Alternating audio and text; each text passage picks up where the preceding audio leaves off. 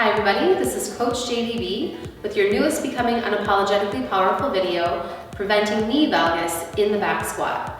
So what is knee valgus? This is when the knees track towards the midline of the body during movement, and it can be seen during squatting, it can be seen during lunging, jumping, or even deadlifting. This is something that is more common in women, likely due to the wider shape of our pelvis, increasing the Q angle of the femur. We don't want knee valgus during the back squat because the weight isn't evenly distributed throughout the knee, and it leaves the lateral aspects of the knee more vulnerable to injury. So in this video, I've got 3 likely culprits to knee valgus and what you can do to fix them.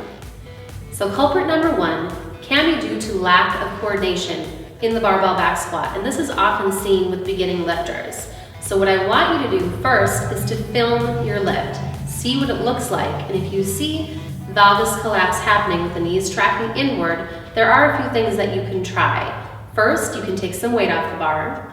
Second, you can play with your foot position. You might feel more stable with a slightly wider stance. Number 3, you can squat to a box high enough that allows you to maintain stability and proper knee tracking throughout the movement. Culprit number 2 can be a lack of ankle mobility. So when you film your squat and you watch the video, look at your feet. Limited ankle mobility can cause the feet to pronate and the ankles to collapse inward. This is sort of where your knees are going to take the path of least resistance and track inward, leading to valgus collapse. So here's a drill that you can do during your warm-up to help increase your ankle mobility, and I'm going to show it to you now. So this is the forward ankle mobility. You're going to come to a half kneeling position, either up in front of a box or a wall, and you're going to bring your toe right up against it. You are going to bring the knee in towards the box or the wall, watching to make sure that your arch doesn't collapse and your heel doesn't lift off the floor.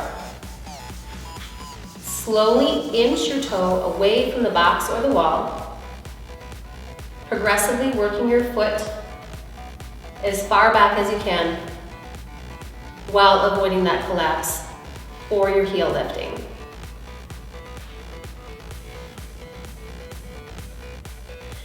The next drill you can add into your warm-up is a 3-way ankle mobility drill. So you'll come down to a half kneeling position with your front knee bent to 90 degrees.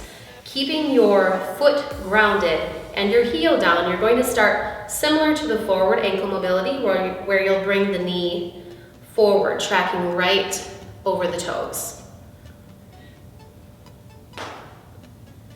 Next, you're going to, same thing, heel stays down, and you're going to move the knee to the outside of the toes.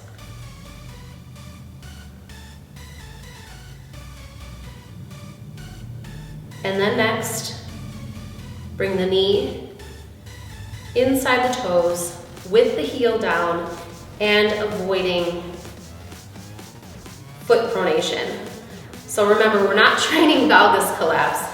This looks a lot different, and that felt terrible, than this, okay? So it really helps to press your big toe down on that front foot. It helps to keep your arch lifted and your foot from pronating.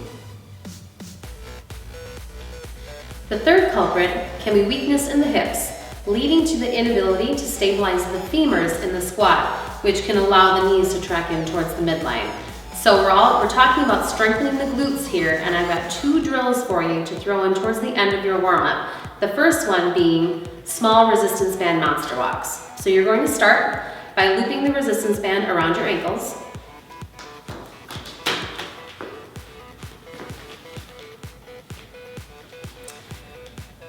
Place your feet about shoulder width apart and squat, and you're going to be very strict with this movement. So keeping tension on the band and without rocking from side to side and using momentum, just make small little side steps.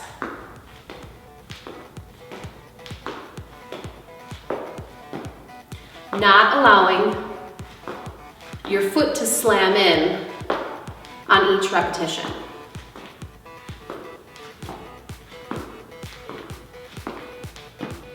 The second drill is a small resistance band glute bridge. So what you're gonna do is you're gonna come down to the floor, loop the band just above the knees, and lie down with your knees bent, feet hip width apart, knees right in line with your hips. You're going to bridge up and maintain tension on the band as you come up and as you go down. To avoid hyperextending the low back, I want you to picture that you've got a bowl of water balanced on your pelvis, and as you bridge up, you tip that water into your belly button to really activate the glutes. Looks like this.